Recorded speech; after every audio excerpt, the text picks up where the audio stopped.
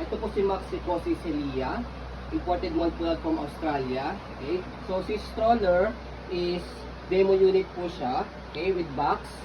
Okay. So with car seat connector. And then meron siyang rain cover. Okay.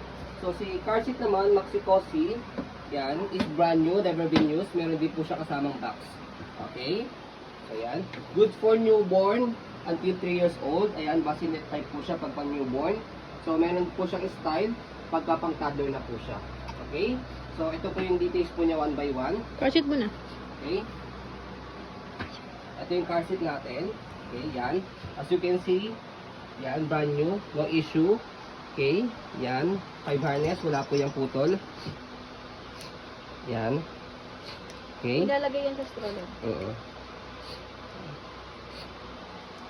Okay, newborn until 1 year old po yan. Pakita mo ma dito ilagay. Okay, so yan. Details niya. Okay. Try mo muna isalpak, darling. Okay. Okay, yan. So, ganito po yung style niya kapag nakasalagi sa car seat. Sa stroller. Okay, so sa stroller. Okay. So, later, papakita po namin sa inyo paano siya ilagay. Okay. So, ganito po siya, yung stroller naman. Pa-side mo na. Yan. Okay. Pag naka-bassinet style, nakaganyan po siya. Okay. Canopy. Ayan. Wala pong faded, walang discoloration. Color black po siya. So, ito po yung extension canopy niya kung gagamitin nyo. Ayan. Okay. Okay. So, sa pad, hindi nyo na kailangan ng extra fusion pad. May pad na po siya extra, pati sa head. 5 harness, yan. Wala po yung putol. Ito sa ilalim, ito sa ibabaw. Yan. Dino-combine po yan. Pasensya na po, sinisipon po yung taga-demo. Ayan. So, 100, okay po siya. Ayan. Dito po pinipress pagka tatanggalin. Pag ilalagay si baby, kahit isa lang po itanggalin po ninyo. Okay. Okay, dito po. Ayan. Okay. So, regarding naman po, kapag ni-reverse nyo po siya ito, sa gilid, left and right, click nyo lang po and then angat nyo po siya. So, mamaya, kapag tinadler style natin, ito, ina-adjust siya rito, and then kiniklik dito sa upuan. Okay?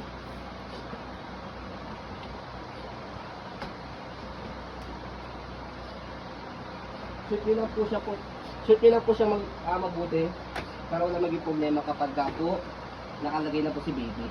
Adjustable. Yan. Okay? Yan. Adjustable po yung handle niya. Press nyo lang po ito. Angat. Yan. Leather to, no? Pakita mo na.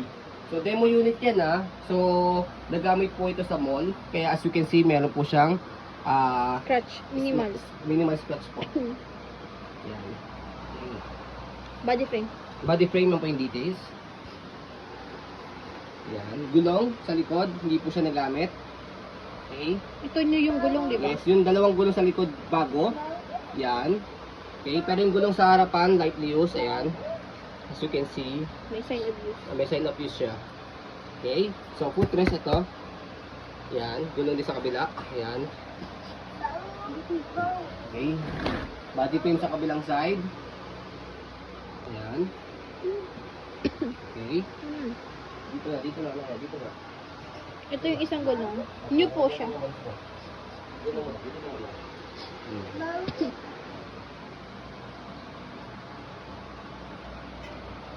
And then, regarding naman po sa basket, ayun yung basket niya, ang laki.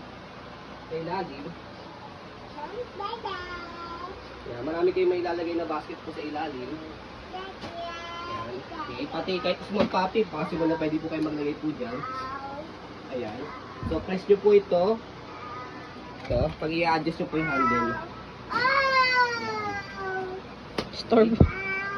So, leather po yung handle. So, kapag naman po, i-toddler po ninyo, toddler seat. So, yan. Ito. Kanina. So, pwede ito nakasalpak habang ilalagay nyo po ito. Napakita ko lang po sa inyo. Yan. Okay. Yan. Okay.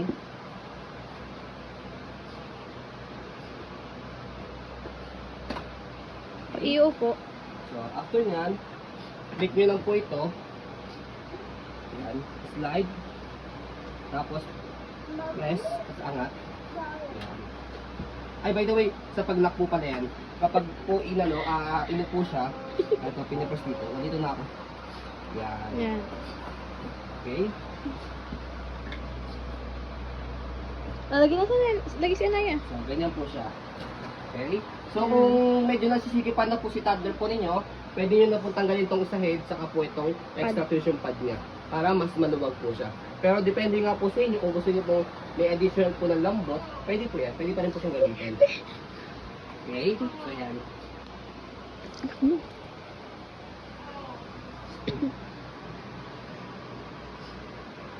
So, original price po ng stroller lang is 30K. Si Maxi Cosi na car seat is 26K. Palagay mo na yung car seat dito. Okay? So, again, pag ni-reverse ha, press ito na 2 gilid at angat. Okay? So, additional, pag-i-fold natin, para alam niyo na rin po siya. So, yan. Slide, to. Tapos press, to, angat. Tapos, tiklopin nyo lang ganyan. Yan. Ayan ang ginagandaan sa kanya. Tapos, itong dalawa, sa handle, angat nyo lang po siya, tapos, harap nyo po dito. Okay? Tapos, eto, hawakan nyo po dito.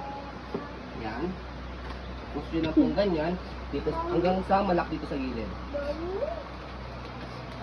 Yan. Compact folding siya. Pagka na ganyan na po siya, ayusin nyo lang po itong gulong sa harapan para mag-stand alone po siya. Yan. Yan. Ayusin nyo lang po ganyan para mag-stand alone. Matayo po siya. Okay? So pag i-open nyo po, vice versa, unahin nyo po yung lock sa gilid. Yan. Tapos bukan nyo lang po siya. Yan. And then, tiklopin nyo lang ganyan. Yan. Open nyo lang po ganyan. Tapos, sa car seat, sa paglagay po ng car seat, yan. Ito yung car seat connector niya. Para isang demo na lang po sa inyo.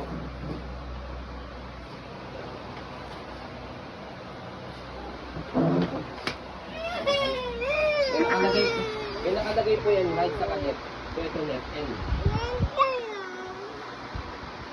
Yan. Okay? So, hindi pwedeng pa ganyan. Pag ganito talaga, para talaga sa inyo. Suot nyo lang mabuti for the safety ni baby.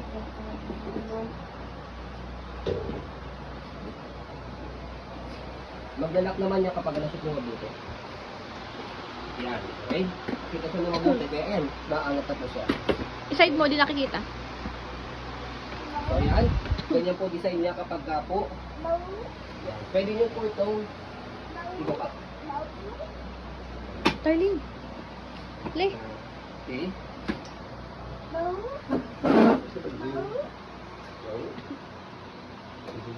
Ito pong car seat brand new po to. May base po tong kasama. Pag ilalagay nyo sa car. Yan. So, ganyan yung design niya. Ang ganda po. Yan. Okay. Stroll mo, darling. So, pag newborn si baby, kahit hindi nyo muna gamitin yung bassinet, ito muna gamitin yung car seat. Kasi pwede siyang carrier eh. Yes. Tapos Yan. rocker. Pwedeng manual carrier, pwedeng Pakita mo yung base. locker. Yung base ng car seat. Okay.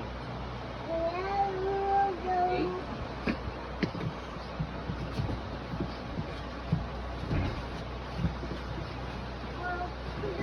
Ito yung base niya. Yan. Okay. Ang lalagay sa car po ninyo.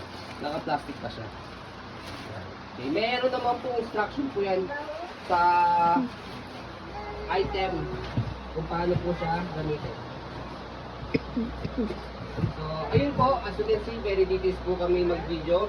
Kasi ang shop policy po namin, no refund, no exchange, what you see is what you get po. So, yun po, maraming salamat. Have a nice day and God bless po.